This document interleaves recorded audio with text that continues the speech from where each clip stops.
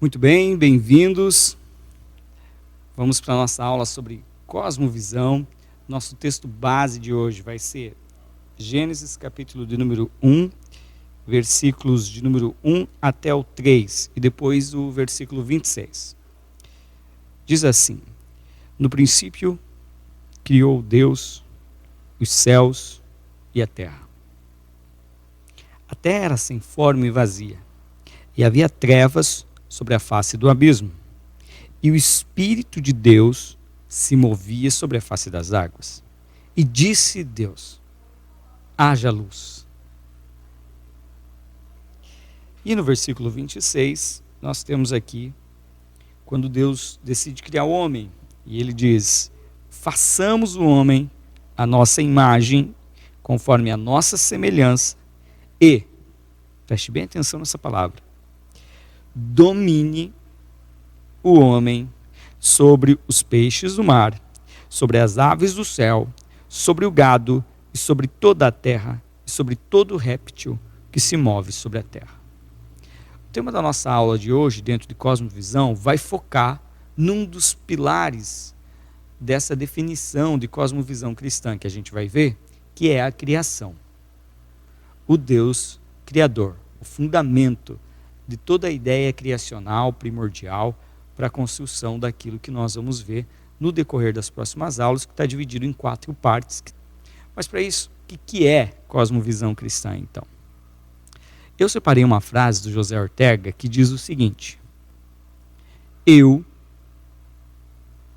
sou eu e a minha circunstância. E se não há salvo a ela, a minha circunstância, não me salvo a mim.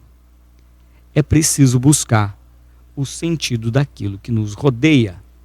Eu vou ler novamente, hein? Eu sou eu e as minhas circunstâncias. E se não há salvo, não salvo a mim. É preciso buscar o sentido do que nos rodeia. Quando nós fazemos a pergunta sobre quem sou eu, nós estamos incutindo dentro dessa resposta não só o meu nome, eu sou o André. Dentro disso existem várias outras circunstâncias, vários papéis, vários trabalhos que me definem enquanto pessoa, as minhas circunstâncias, inclusive aquelas da qual eu não me agrado. E tudo isso que você responde quando alguém pergunta a você quem é você, faz parte daquilo que você acredita sobre você e daquilo que você construiu acerca de você. Faz parte daquilo que está no mais profundo do seu coração, que são as crenças daquilo que você acredita, da maneira como você interpreta a realidade que se aproxima de você, as circunstâncias que se aproximam de você, e tudo isso faz parte daquilo que nós chamamos de cosmovisão, aquilo que está no mais profundo do seu coração, que é a base de toda a sua vida. Por isso eu quero definir com você o que é cosmovisão. Vamos lá. Cosmovisão é um conjunto de crenças que mantemos no profundo do coração, consciente ou inconsciente, em fé, sobre o caráter básico do nosso mundo e sobre a maneira como ele funciona. James Sire, Universo ao Lado, que é uma das pessoas que traz esse conceito da cosmovisão para a teologia. Esse conceito da cosmovisão não nasce na teologia, nasce na filosofia, como com Immanuel Kant, como a gente vai ver, mas o James Sire traz isso para a teologia e ele diz assim, que essa visão de mundo e de vida é o conjunto de crenças, vou ler novamente, vocês viram que eu sou repetitivo nisso, mas precisa se fixar isso. É um conjunto de crenças que mantemos no profundo do coração, consciente ou inconsciente, em fé sobre o caráter básico do nosso mundo e sobre a maneira como ele funciona. Por exemplo, imagine que você colocou um óculos E esse óculos que você colocou, ele tem a lente bem vermelha. Esse óculos vermelho, ele vai alterar, em grande parte, muitas coisas que você fizer a leitura ou ver na sua vida. Se você coloca um óculos azul, vai acontecer a mesma coisa.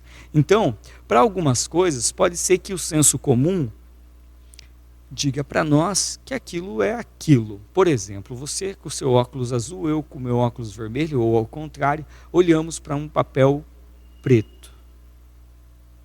O que nós vamos dizer? Esse papel é preto. Dificilmente um óculos assim vai conseguir alterar essa tonalidade. Agora, quando você pegar esse óculos e olhar para um papel em branco, você vai dizer assim, esse papel em branco está meio avermelhado. E eu com o óculos azul vou dizer, não, esse papel meio azul, ele está meio azulado, você está vendo errado. Assim, claro que não, está aqui, está vermelho, está todo mundo vendo que é vermelho. E eu digo, não, está todo mundo vendo que é azul.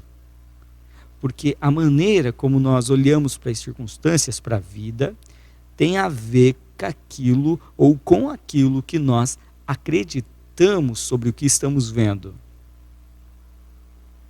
Isso é tão verdade que o Immanuel Kant, em 1724, percebeu que até mesmo o cientista, na hora em que está tentando buscar fazer algo objetivamente, ele na verdade também está interpretando o mundo e está usando a sua subjetividade, o seu óculos, para tentar entender o seu próprio objeto de estudo.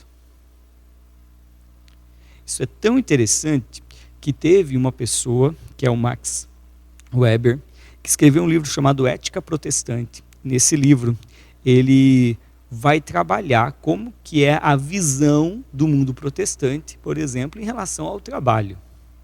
E ele vai perceber que os países protestantes, por exemplo, eram mais prósperos porque acreditavam em algo sobre o trabalho que os países que não eram daquela cosmovisão, daquela maneira de pensar, daquele modelo mental, pensavam diferente. Para você entender melhor o que é cosmovisão, deixa eu te dar alguns sinônimos. Por exemplo, sinônimos de cosmovisão. Sistema de crenças. O que é um sistema? A tua energia elétrica, tudo aquilo que acontece lá na sua casa, por meio de uma rede de fios, aquilo é um sistema elétrico funcionando.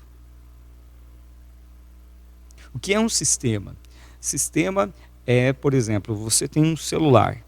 Seu celular ele pode ser Android ou iOS. Os aplicativos que são do Android não funcionam no iOS. E os que são do iOS não funcionam no Android. Por quê? Porque são sistemas diferentes. Sistemas que não dialogam entre si. Sistemas fechados. E você não consegue usar um aplicativo do outro. Na nossa vida é assim. Nós temos uma maneira como nós funcionamos. Essa maneira como nós funcionamos é o nosso sistema de crenças. É como se fosse uma rede de fios interligados e que a luz sempre vai passar pelos mesmos fios para chegar lá. Mudar essa rede, mudar essa maneira como eu penso, é aquilo que Jesus chamou de metanoia. É um sinônimo da palavra arrependimento, mudança de mente, metanoia. Mudar o modelo mental. Esse é o convite de Jesus, por exemplo, em Mateus 4,17, quando ele abre o seu ministério, a primeira coisa que ele diz assim, o reino de Deus chegou, arrependam-se. A palavra ali é metanoia. Metanoia, mudem a maneira como vocês pensam, porque agora o reino de Deus, o sistema do reino de Deus chegou.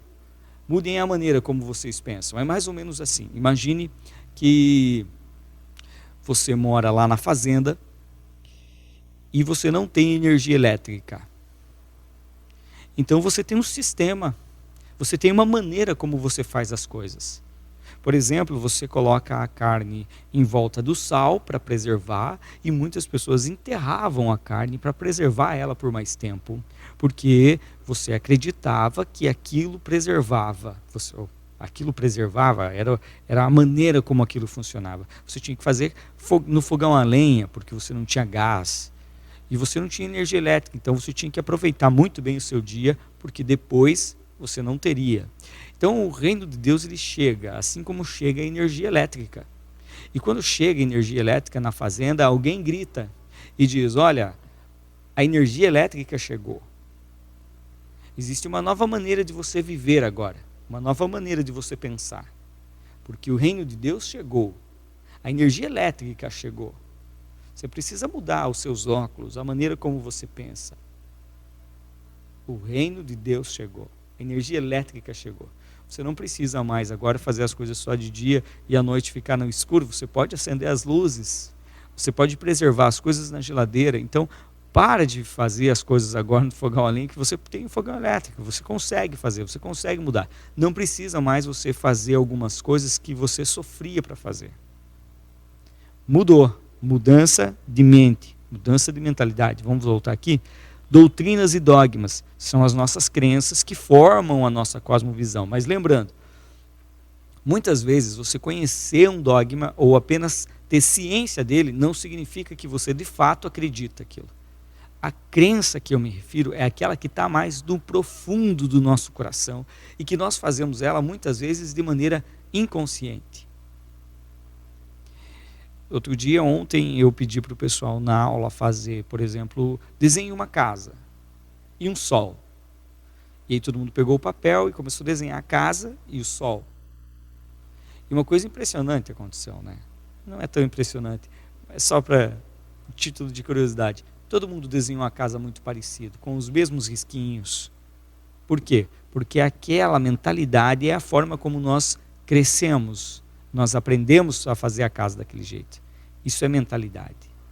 Isso é tão forte que uma das outras coisas que nós podemos dizer sobre a definição, um sinônimo de cosmovisão, é pressupostos e máximas. Geralmente é uma tese científica que o cara diz, olha, isso aqui é um pressuposto, as máximas dessa tese são essa, ponto 1, ponto 2. E por último, uma palavra muito conhecida de vocês, ideologia, que é um termo marxista, mas é a mesma coisa, expressa crenças, expressa religiosidade, expressa uma maneira de crer. E aquilo está tão impregnado no coração da pessoa que ela não consegue pensar de outra maneira. Certo?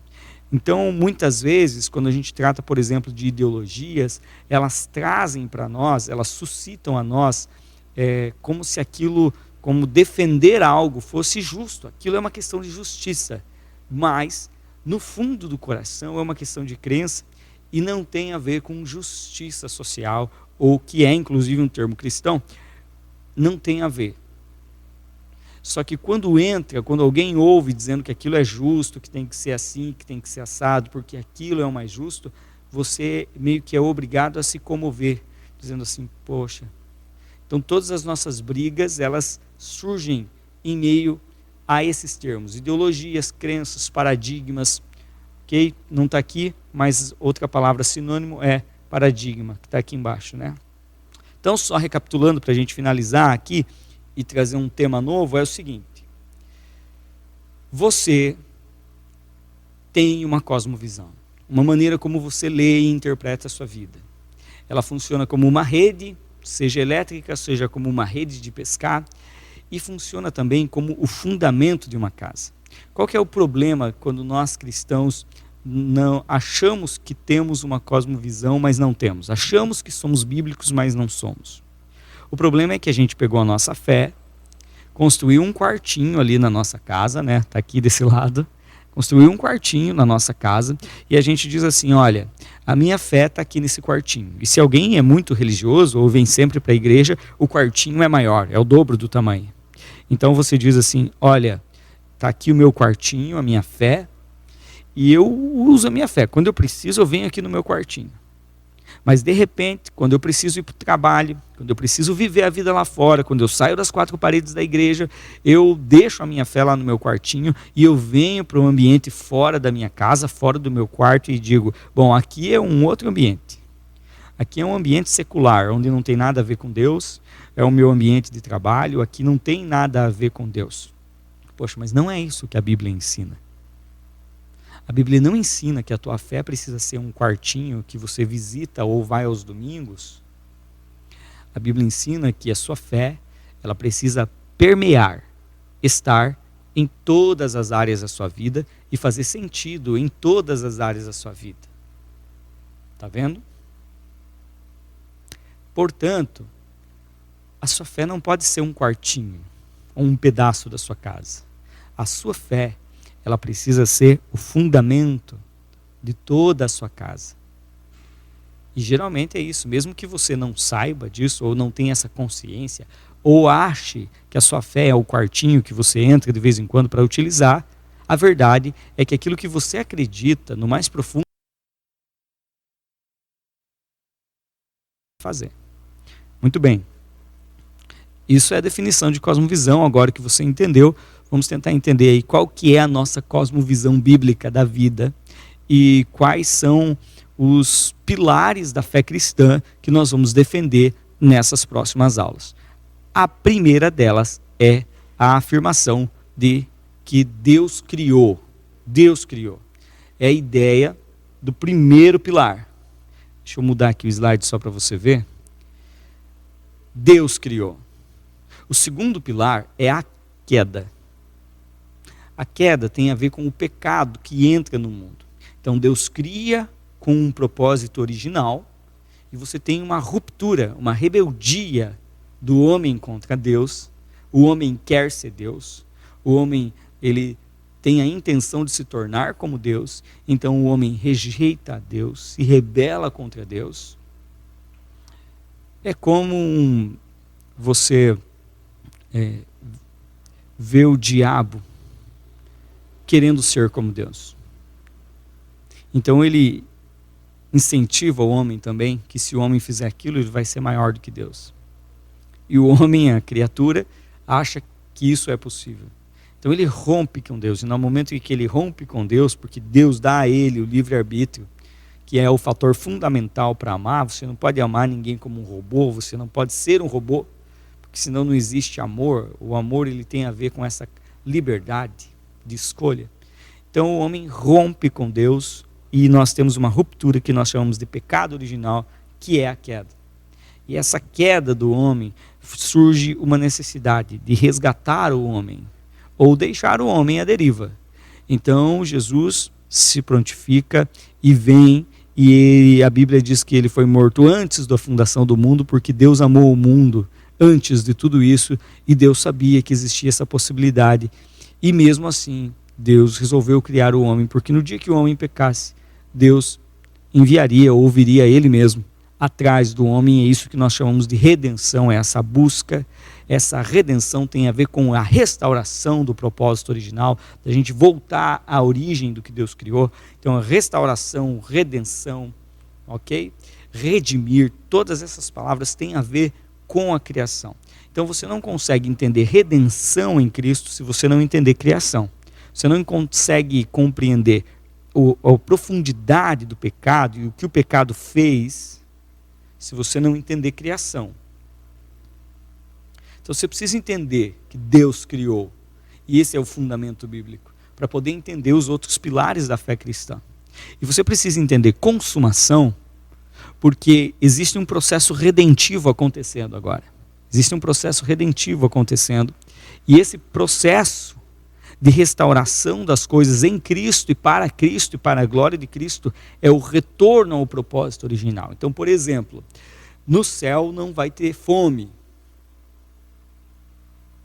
Então, toda vez que você dá um pão a alguém, ou você ajuda alguém, você está sendo um sinal da consumação. Você está fazendo um ato profético daquilo que vai acontecer lá no final. Você está dizendo, no céu não haverá fome. No céu, Deus enxugará dos seus olhos todas as lágrimas. No céu isso vai acontecer, na consumação de todas as coisas. Então, eu venho aqui e eu articulo, eu faço isso para manifestar aqui e agora a maior densidade possível do reino futuro de Deus. Ok? Vamos para frente? Criação. Mandato cultural. Vem cá. Pronto. Por isso eu li Gênesis 1:26. Façamos o homem à nossa imagem, conforme a nossa semelhança, e domine o homem sobre os peixes, sobre os animais, sobre todas as coisas. A primeira ordem de Deus ao homem na criação é que o homem domine sobre todas as coisas, governe. A palavra domínio, a palavra radar, é uma palavra que tem a ver com dominar, governar, a ver com mordomia. Então, o que significa o homem dominar sobre os animais? O que significa o homem dominar, por exemplo, sobre as aranhas? O que você acha que é?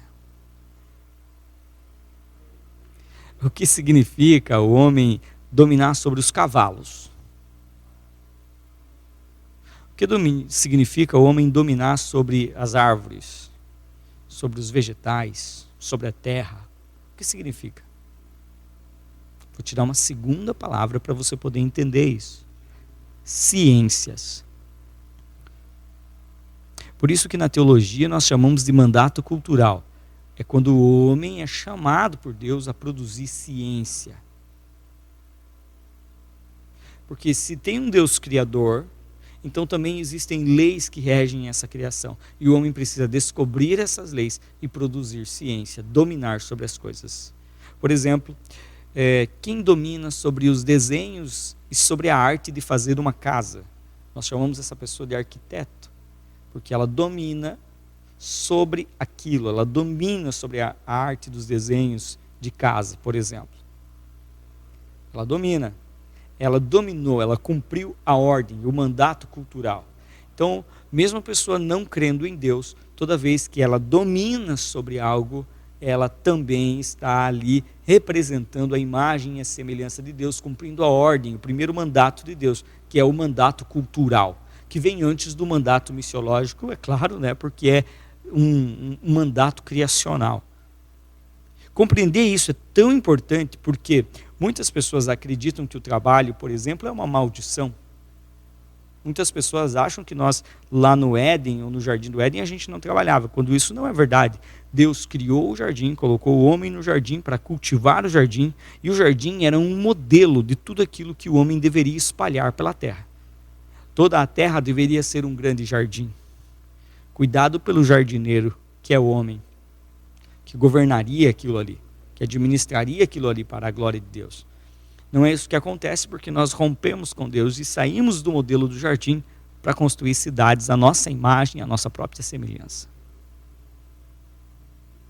Então o mandato cultural é a primeira ordem de Deus, o primeiro mandamento de Deus. E aí entra aquilo que eu pergunto para você.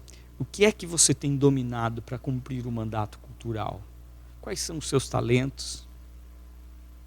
Qual é o seu chamado? Qual é a sua vocação?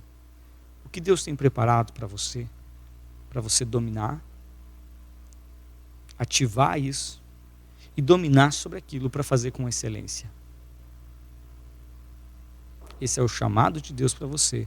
Essa é a primeira ordem de Deus. Domine sobre o trabalho. Produza cultura, construa sociedade. Por isso, eu trouxe lá no começo, e aí eu já vou encerrando, algumas cosmovisões aqui para a gente ver. Olha. Essas 3 cosmovisões, a primeira delas é a seguinte: é a visão secular humanista. Vejam aquele óculos, olhe bem para esse óculos. Você está vendo que a primeira bolinha é um óculos que ele tem uma divisão no meio. É a pessoa que olha para o mundo dicotômico, dual. Ele separa, isso aqui é fé, isso aqui é secular, não tem a ver com fé. Então, nessa mentalidade, existem coisas que são espirituais, coisas que não são espirituais. Por exemplo, teologia é algo espiritual na nossa mentalidade. Engenharia, matemática, são coisas que não são espirituais. Então, nessa mentalidade humanista secular, nós temos aqui a ideia de que há uma dicotomia, há um secularismo. Você tem a tua fé privada e aqui do outro lado tem as outras coisas que não tem nada a ver com Deus. Essa não é a visão bíblica. A visão bíblica é uma visão global, holística. Todas as áreas da sua vida englobam a sua fé. Essa é uma das coisas. A realidade é a natureza. Então, nessa visão, o que tem é o material, o materialismo, e o que importa é encher a barriga, o que importa é o dinheiro, o que importa é o poder. Então, não tem muito assim o que a gente falar disso. Eu acho que é a mentalidade predominante no mundo hoje, inclusive quando você diz assim que você vai servir a Deus, por exemplo, na igreja. E você vem aqui na igreja para servir a Deus, mas aí quando você sai das quatro paredes, você vai lá para fora e você diz assim, bom, agora eu estou aqui no mundo profano, no mundo secular. Mas a Bíblia está dizendo para nós que todas as coisas são de Deus. O teu trabalho, a tua família, os teus estudos, a maneira como você assiste televisão, a maneira como você mexe no celular, todas essas coisas, elas podem ou não ser consagradas a Deus, mas todas essas coisas precisam ser para Deus e para a glória de Deus. A segunda visão que eu vou apresentar para vocês mais explicitamente na outra aula, mas preciso trazer esse panorama geral, é a visão panteísta de mundo, ou espiritualista. Você já ouviu aquela expressão que diz assim, o universo conspira a meu favor. Por quê? Porque a ideia é de que o universo e Deus é a mesma coisa.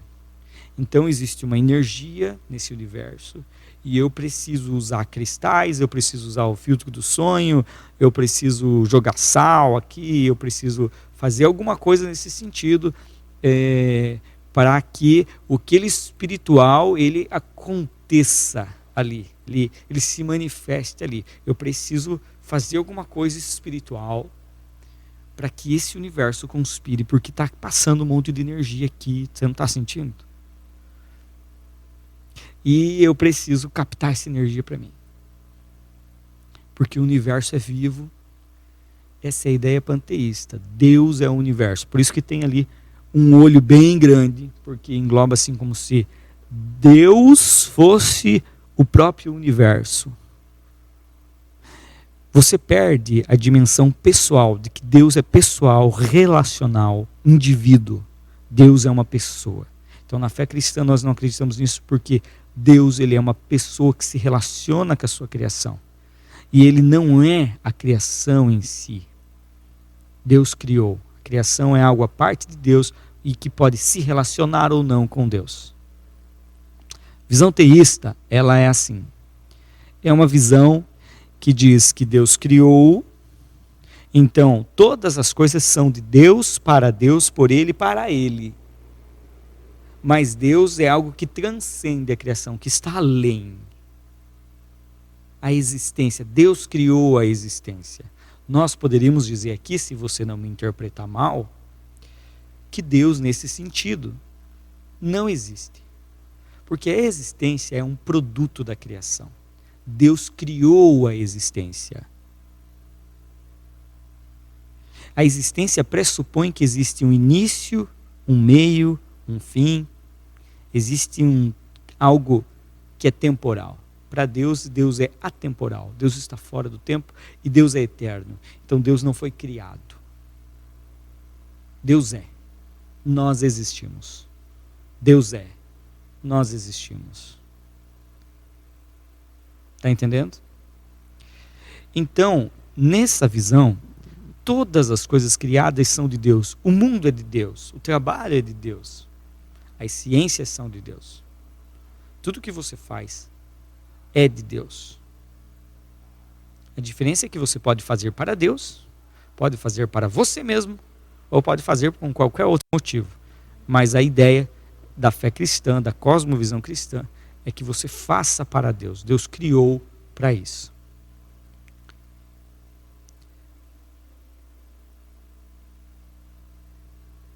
Esse é um exemplo na prática dessas três teorias que eu estou falando para vocês, dessas três maneiras de interpretar a realidade. o panteísmo. Está vendo ali o homem beijando a árvore? Então eu não posso fazer nada com a árvore, porque, né, tem ali uma energia na árvore. Eu não posso, tenho que tomar cuidado com o que eu faço com a árvore, porque qualquer coisa que eu faço com a árvore pode, né, pode acontecer ali alguma coisa espiritual, né? E aí, claro, não tem problema você gostar de árvore. Por isso que eu coloquei no teísmo o ser humano cuidando do jardim, plantando a árvore, usando os recursos e ao mesmo tempo cuidando do planeta, porque o planeta é de Deus. Então, cuidar do planeta está dentro do mandato cultural. Imagine um avião com duas asas. De um lado você tem o mandato cultural, que tem a ver com construir sociedade, fazer política, comunicar as coisas de Deus, como que nós comunicamos as coisas de Deus. Então, todas essas coisas têm a ver com o mandato cultural. Construir sociedade, produzir cultura, é uma asa do avião. É uma asa da sua fé. Do outro lado, você tem a outra asa, que é a asa evangelística. Alcançar as pessoas a nível individual para Jesus. Falar delas, falar de Jesus para elas. Evangelizar, ministrar na vida delas. Essa é a outra asa. Então, são um avião com duas asas. De um lado você tem o mandato cultural, do outro você tem o mandato missiológico, teísmo bíblico. E o terceiro é o secularismo, o humanismo secular, como nós colocamos, que tem a ver com as pessoas que já não são materialistas. Elas jogam para escanteio o que elas não conseguem entender, né? E dizem assim, está lá o espiritual. Você quer ver uma matéria que mostra o quanto nós somos seculares? Diz assim, cientistas mostram que faz bem para a saúde ter fé. Parece uma propaganda tão legal para a fé. Eu vou ter fé porque é bom ter fé. Faz bem para a minha saúde. Mas não é esse o propósito da fé em Cristo. Mas essa é uma visão secularista, onde ter fé é algo que faz bem para o ser humano. Humanismo secular. O homem é o centro. Está vendo? Muito bem. Próximo. É para frente, não para trás, né, galera? Vamos lá. Eu quero terminar dizendo para vocês, eu vou mostrar um último slide aqui. E aí, depois a gente volta. Olha. Acho que eu estou voltando tudo. Agora sim.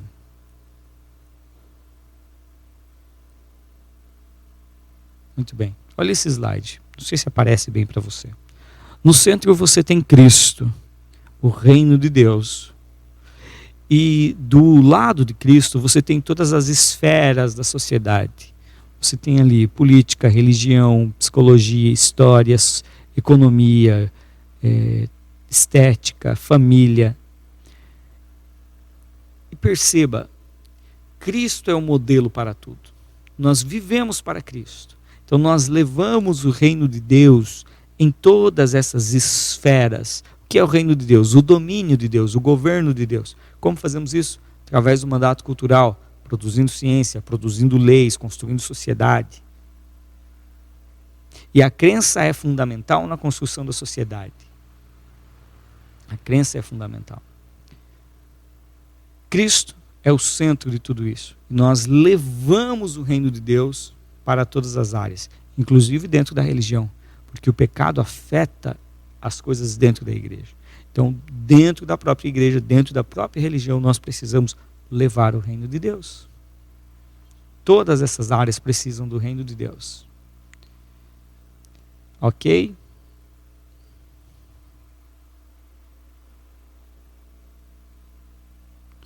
Termino dizendo a frase do Abraham Kuyper, que é um dos teólogos que importa da filosofia a ideia de cosmovisão, e ele é um ministro, ele é um político holandês, e importa isso para dentro da fé cristã, trazendo a ideia da cosmovisão, e ele termina dizendo assim, a frase dele, né? Não há um só centímetro quadrado em todo o domínio da nossa existência humana, sobre o qual Cristo, que é o soberano de todos, não esteja dizendo, isso é meu. Vou ler novamente. Não há 1 centímetro quadrado em todo o domínio da nossa existência humana sobre o qual Cristo, que é o soberano de todos, não clama: isso é meu. Quais as áreas da sua vida que você separa, dizendo: não, isso aqui é de Deus, isso aqui não é de Deus? Quando na sua vida que você olha para a sua família como quem não está olhando para algo de Deus? Quando na sua vida que você vai estudar e você não olha para aquilo como algo de Deus?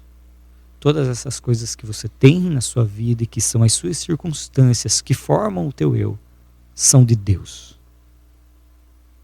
E você vai prestar conta de todas essas coisas diante de Deus.